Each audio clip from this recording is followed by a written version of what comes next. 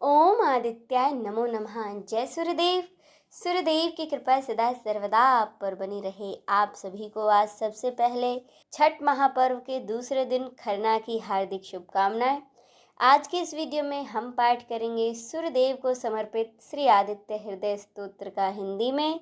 छठ का पावन पर्व सूर्यदेव को समर्पित होता है। माना जाता है छठ के पावन पर्व पर सूर्यदेव की आराधना करने से हमें उनका आशीर्वाद प्राप्त होता है और हमारा भाग्य सूर्य के समान चमकता है। तो आइए सूर्यदेव की कृपा सदा सर्वदा हम पर यूं ही बनी रहे, इसी कामना के साथ अब पाठ करें श्री आदित्य हृदय स्तोत्र का हिंदी में। उधर जब श्री राम युद्ध से थककर चिंता करते हुए रणभूमि में खड़े हुए थे, इतने में ही रावण युद्ध के लिए उनके सामने उपस्थित हो गया। यह देख अगस्त्य मुनि, जो कि देवताओं के साथ युद्ध देखने के लिए आए थे, श्री राम के पास जाकर बोले, सबके हृदय में रमण करने वाले महाभाव राम, यह सनातन गोपनीय स्तोत्र सुनो।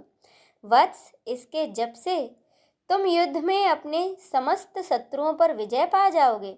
इस गोपनीय स्तोत्र का नाम है आदित्य हृदय। यह परम पवित्र और संपूर्ण शत्रुओं का नाश करने वाला है। इसके जप से सदा ही विजय की प्राप्ति होती है। यह नित्य अक्षय और परम कल्याणमय स्तोत्र है।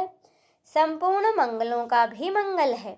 इससे सब पापों का नाश हो जाता है। यह चिंता और शोक को मिटाने तथा आयु को बढ़ाने वाला उत्तम साधन है। भगवान सूर्य अपनी अनंत किरणों से सुशोभित हैं। ये नित्य उदय होने वाले देवता और असुरों से नमस्कृत्य विवस्वान नाम से प्रसिद्ध प्रभा का विस्तार करने वाले और संसार के स्वामी हैं। तुम इनका ऋषिमते नमः, समुद्यन्ते नमः, देवासुर नमस्कृत्याय नमः, विवस्ते नमः, भास्कराय नमः, भुवनेश्वराय नमः, इन मंत्रों के द्वारा पूजन करो। संपूर्ण देवता इन्हीं के स्वरूप हैं। ये तेज की राशि तथा अपनी किरणों से जगत को सत्ता एवं स्फूर्ति प्रदान करने वाले हैं। ये अपनी किरणों का प्रसार करके देवता और असुरों सहित समस्त लोकों का पालन करने वाले हैं। भगवान सूर्य ब्रह्मा, विष्णु, शिव, स्कंद, प्रजापति, महेंद्र, कुबेर, काल, यम, सोम एवं वरुण आदि में भी प्रचलित हैं। ये ही ब्रह्मा, विष्णु, शिव, स्कंद, प्रजापति, इंद्र, कुबेर, काल, यम, चंद्रमा, वरुण, पितर, वसु, साध्य, अश्विनी कुमार, मरुद्गण, मनु, वायु, अग्नि, प्रजा, प्राण, ऋतुओं को प्रकट करने वाले तथा प्रकाश के पुंज हैं। इनके नाम है आदित्य अर्थात अदिति के पुत्र, सविता अर्थात जगत को उत्पन्न करने वाले, सूर्य अर्थात सर्वव्यापक, पुषा अर्थात पोषण करने वाले, गभस्तिमान अर्थात प्रकाशमान, भानु अर्थात प्रकाशक, हिरण्यरेता अर्थात ब्रह्मांड की उत्पत्ति के बीज, दिवाकर यानी कि रात्रि का अंधकार दूर करके दिन का प्रकाश फैलाने वाले, नक्षत्र, ग्रह और तारों के स्वामी, विश्व भावन यानी कि जगत की रक्षा करने वाले, तेजस्वियों में भी अति तेजस्वी और द्वादश आत्मा हैं। इन सभी नामों से प्रसिद्ध सूर्यदेव आपको नमस्कार है।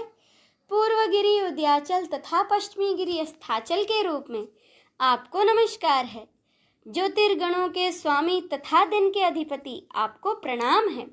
आप जय स्वरूप तथा विजय और कल्याण के दाता हैं। आपके रथ में हरे रंग के घोड़े जुते रहते हैं। आपको बारंबार नमस्कार है। सहस्र किरणों से सुशोभित भगवान सूर्य आपको बारंबार प्रणाम है। आप अदिति के पुत्र होने के कारण आदित्य नाम से भी प्रसिद्ध हैं। आपको नमस्कार है। उग्र, वीर और सारंग सूर्यदेव को नमस्कार है। कमलों को विकसित करने वाले प्रचंड तेजधारी मार्तंड को प्रणाम है।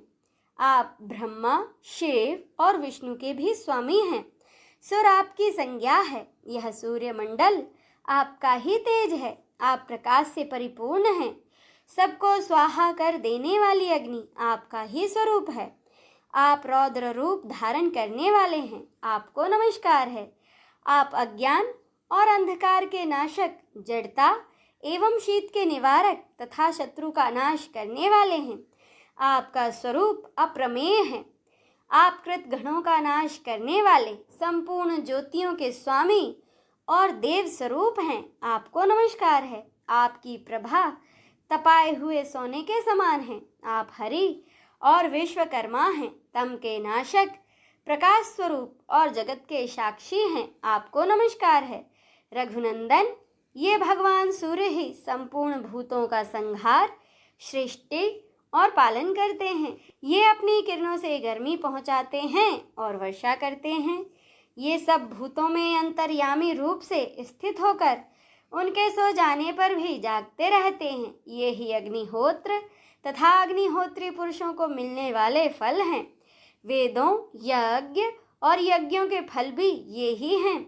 संपूर्ण लोकों में जितनी क्रियाएं होती हैं, उन सब का फल देने में ये ही पूर्ण समर्थ हैं। राघव, विपत्ति में, कष्ट में, दुर्गम मार्ग में तथा और किसी भय के अवसर पर जो कोई पुरुष इन सूर्यदेव का कीर्तन करता है, उसे दुख नहीं भोगना पड़ता। इसीलिए तुम एकाग्रचित होकर इन देवादि देव जगदीश्वर की पूजा करो।